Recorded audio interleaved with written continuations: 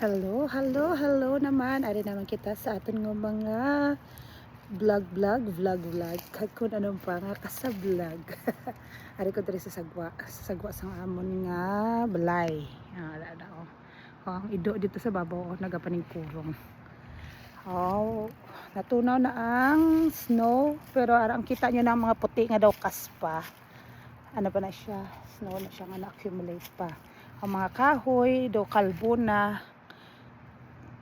Pareho sa akon nga bana, kalbo. Hari wala na siya sa mga dahon. Hari na mga dahon sa ground. Susubong Sunday, February 15 diri.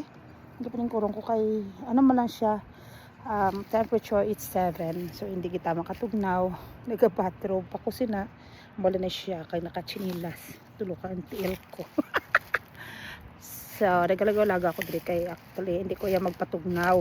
Gusto ko yung magpainit-init sa adlaw. Kinahanglan kong vitamin D para naman ma-reset naman ang akon nga nga lawas.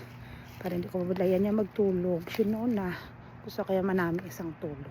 So, gasyada ako diri sa mga guwaan.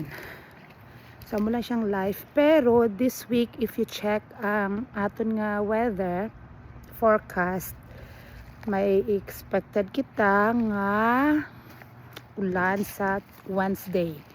Kag rain and snow sa Thursday. Amo man ang snow showers pagid sa Friday. Pero pag abot sang Saturday, mainit na naman daw. Abi ko gani last na gid nga snow.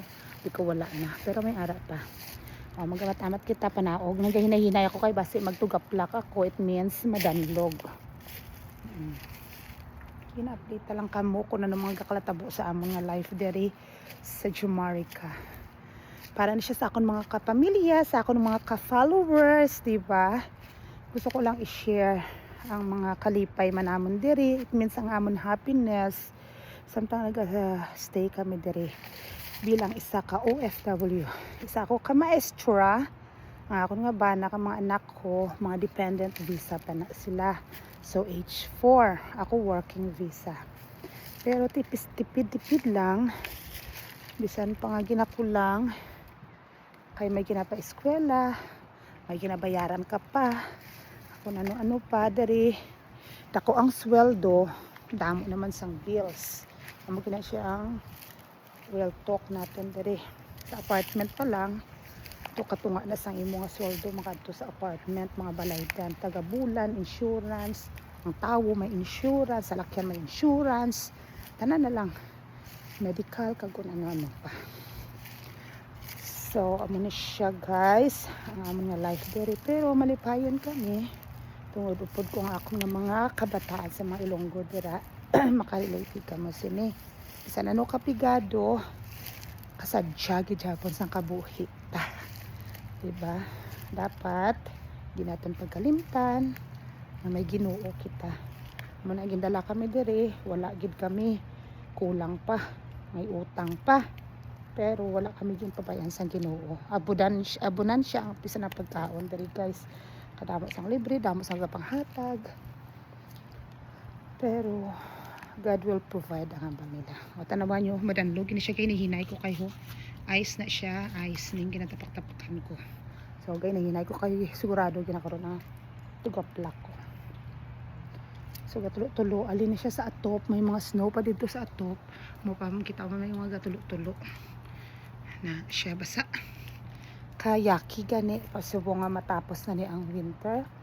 Pag abot sang spring, kayaki kayo guys. Kay madanlog.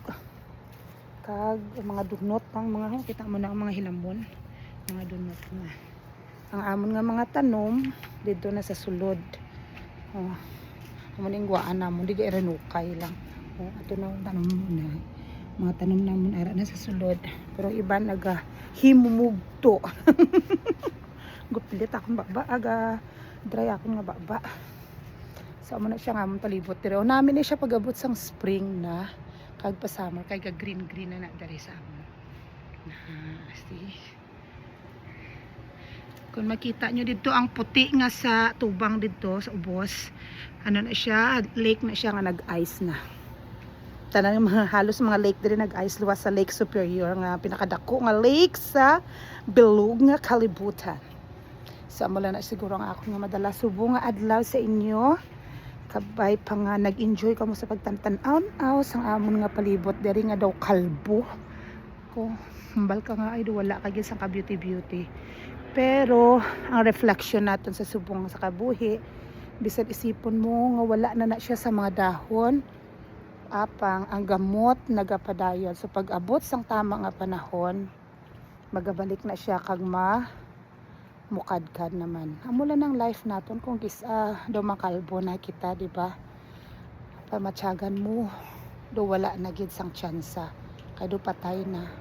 Pero katulad sini nga mga tanom nga mga kahoy, pag abot sang spring, pag abot sang summer, makita mo na ang ilang katahom, ang ilang kagwapa mo pa, hindi kita magdula sang paglaom.